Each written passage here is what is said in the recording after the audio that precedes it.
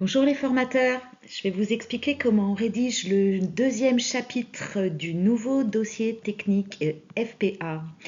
Donc le but c'est de présenter un ou deux stagiaires en difficulté, de bien détailler leurs difficultés et de présenter toutes vos techniques de remédiation.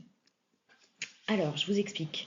Donc, vous choisissez deux apprenants qui ont été en difficulté dans vos animations, dans l'animation que vous avez présentée dans le premier chapitre. Je pense qu'il vaut mieux que ce soit cohérent, ce sera plus clair pour le jury.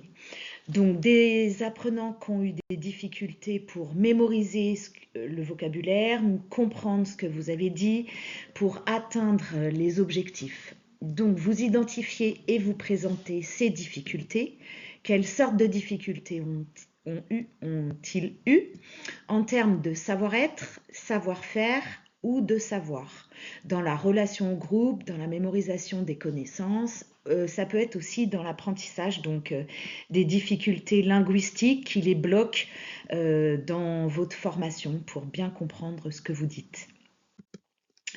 Vous présentez des indicateurs. Donc, à partir des grilles d'évaluation que vous allez créer sur vos séances d'animation, vous pouvez présenter aussi le taux d'absentéisme, si c'est des stagiaires qui ont été souvent absents, le nombre de retards qu'ils ont eu, indiquer les problèmes de mémorisation sur les cours, les difficultés dans le travail de groupe, dans le rapport au groupe de manière générale, le pourcentage d'objectifs atteints, le non atteint, le pourcentage de taux de réussite par rapport aux tests et aux diagnostics.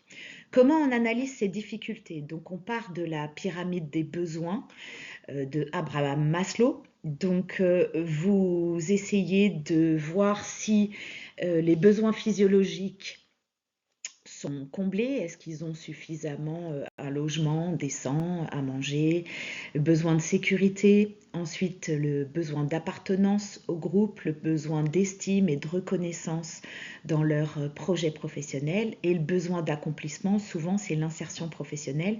Est-ce qu'ils sont à la bonne place, alignés avec leur choix? Est-ce qu'ils ont choisi d'être en formation, choisi cette insertion pro, ou est-ce que les compétences par rapport à votre formation les met plutôt en difficulté? Il faut bien que ce soit analysé. Est-ce qu'il y a un manque de sens, par exemple? Ensuite, on analyse l'impact de ces difficultés. Donc, quel impact ça a eu qu'ils soient en difficulté dans ces apprentissages, dans votre groupe, dans votre formation, s'ils ont fait des stages, s'ils ont été en alternance, et dans la mémorisation donc, du vocabulaire, des nouvelles compétences. Ensuite, vous présentez toutes vos stratégies de remédiation. Est-ce que vous avez mis en place plus de séances d'apprentissage pour ces deux stagiaires? Est-ce que vous avez réexpliqué le cours? Combien de fois vous avez réexpliqué le cours? Est-ce que vous avez mené des entretiens en plus, des entretiens individuels spécifiques pour cette difficulté? Ce que je vous conseille de faire. Est-ce que vous avez proposé des ressources en plus, des vidéos, des livres, voilà. Comment vous les avez amenés à atteindre les mêmes objectifs que les autres avec un peu plus de temps? Comment on détaille cet accompagnement individuel au sein de votre groupe? Donc, il y a deux auteurs qui ont beaucoup travaillé dessus, c'est Carl Rogers et Vygotsky, donc notamment sur l'écoute active, sur l'analyse réflexive, c'est comment on utilise des questions pour les faire réfléchir à comment ils peuvent mémoriser, comment ils peuvent s'intégrer dans un groupe, pourquoi ils ne sont pas alignés avec leur choix, c'est-à-dire les faire réfléchir à ce qu'ils apprennent et pourquoi ils l'apprennent, comment ils l'apprennent. La métacognition, c'est des types de questions, pareil, donc pour les faire réfléchir à leur façon d'apprendre. Ensuite, vous présentez les solutions.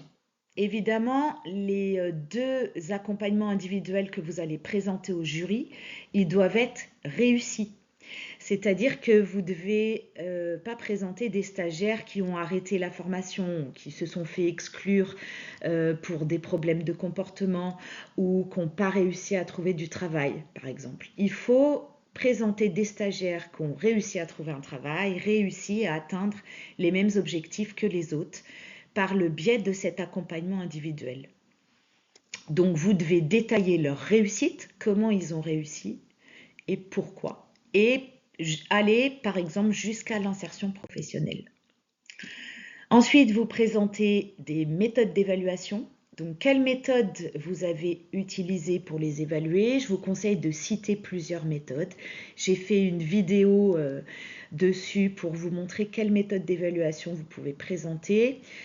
Présenter les outils d'évaluation. Donc, désolé, j'ai fait une faute à présentiel, j'ai inversé les lettres. Les outils présentiels et les outils numériques qui servent à évaluer.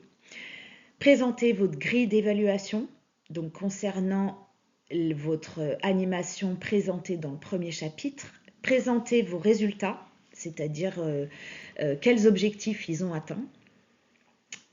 Et créer des grilles d'entretien. Vous devez présenter aussi, synthétiser vos entretiens. Ensuite, vous présentez une analyse de pratique professionnelle concernant ce deuxième chapitre. C'est-à-dire que vous devez remettre en question votre posture de formateur pendant ces séances de remédiation et répondre à la question suivante: si c'était à refaire dans mes prochaines séances d'animation, dans mes prochaines séances de remédiation et dans mes prochaines formations, qu'est-ce que j'animerais différemment dans ces séances de remédiation? Quelles séances je mettrais en plus? Est-ce qu'il y a des séances que j'enlèverais? Pourquoi? Il faut que ce soit bien analysé. Qu'est-ce qui a fonctionné dans ces séances de remédiation et pourquoi? Et qu'est-ce qui n'a pas fonctionné dans vos séances de remédiation et pourquoi? Faites une analyse assez détaillée donc de votre posture. Qu'est-ce que vous pouvez changer dans votre posture, améliorer? Le contenu de vos entretiens, est-ce qu'il y a des questions à mettre en plus, en moins? Est-ce que l'entretien il est trop long, pas assez long, trop court? Le nombre d'entretiens que vous avez fait passer aux stagiaires, le contenu de vos cours et vos méthodes pédagogiques. Montrez au jury que vous savez vous remettre en question en gérant vos émotions, en restant calme, en acceptant de changer de pratique et qu'est-ce que vous changez dans votre pratique de formateur, en vous formant à de nouvelles techniques, quelles nouvelles techniques pédagogiques vous pouvez acquérir pour vous améliorer. Tout, c'est le plus important, en écoutant le retour des stagiaires. Donc faites bien la liste et menez bien des enquêtes de satisfaction auprès de vos stagiaires à chaque fois que vous animez un cours pour avoir leur retour en termes de contenu, de méthode, de timing et en analysant vos points forts et vos axes d'amélioration. Voilà, montrez au jury que vous êtes conscient de la posture que vous avez en termes de savoir-être et que vous êtes conscient de vos savoir-faire.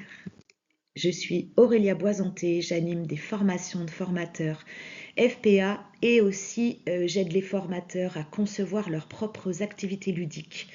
Moi, j'en ai créé dans l'insertion professionnelle, dans la gestion des conflits, dans l'estime de soi. Si vous voulez passer commande, vous avez mon mail.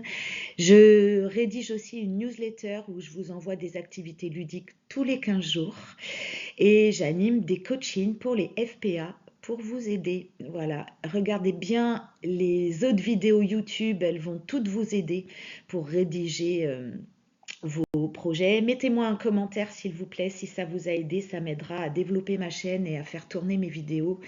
Et s'il y a quelque chose que vous n'avez pas compris, vous pouvez poser une question dans les commentaires, j'y répondrai avec plaisir. Merci et à bientôt. Au revoir.